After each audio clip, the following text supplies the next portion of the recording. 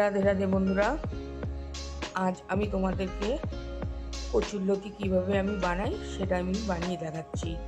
তো প্রথমে আমি কচুরলতিগুলো সুন্দর পরিষ্কার করে কেটে ধুয়ে নিয়েছি, আর একটু পাতলা পাতলা করে আলু নিয়ে গরম জলে সামান্য লবণ দিয়ে জাস্ট একটু ভাপিয়ে নেব।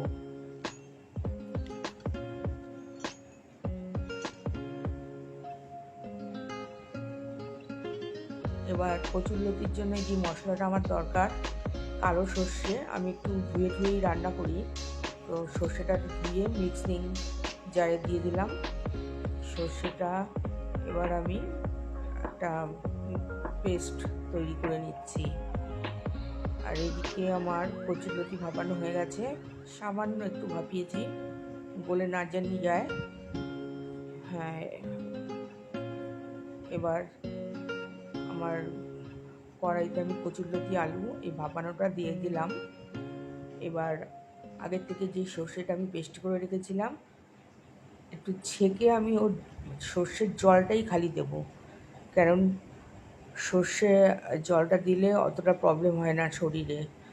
আর এর মধ্যে তোমরা একটু নারকেল পেস্ট দিতে পারো, তো আমি আমাদের প্রবলেম হয় বলে সেই কারণে আমি নারকেলটা দিইনি, আজকে শুধু সর্ষের জলটা দিলাম। এবার আমি এক একটা করে মশলা যা যা লাগবে সব দিচ্ছি। লবণ দিলাম,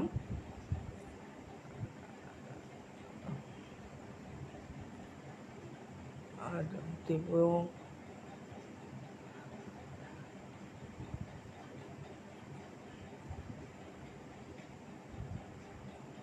ব্রাউন সুগার, হলুদ, লঙ্কা গুঁড়ো,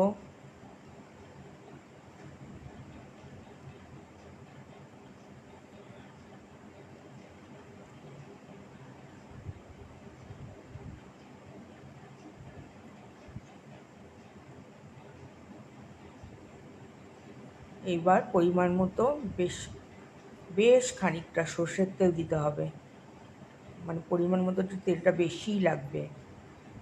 দিয়ে একটা কাঁচা লঙ্কা আর একটু হলুদ দিলাম, দিয়ে নাড়িয়ে চাড়িয়ে মিডিয়াম টু লো ফ্লেমে এটা কুক হতে দিতে হবে।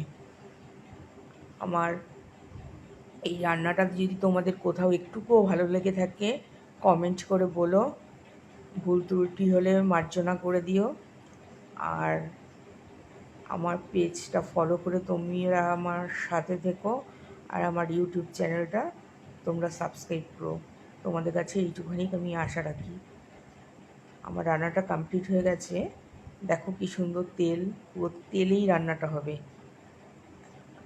আর যাদের শারীরিক কোনো প্রবলেম আছে তাদের আমার মতে এতটা তেল না খাওয়াই ভালো, কিন্তু তেলটা এতটা না দিলে ঠিক টেস্টটা আসে না। তো আমি একটা পাত্রে এখন ঢেলে নিলাম। প্লিজ প্লিজ তোমরা পারলে একটু শেয়ার করো, আর আমার পেজটা ফলো করে দিও। রাধে রাধে।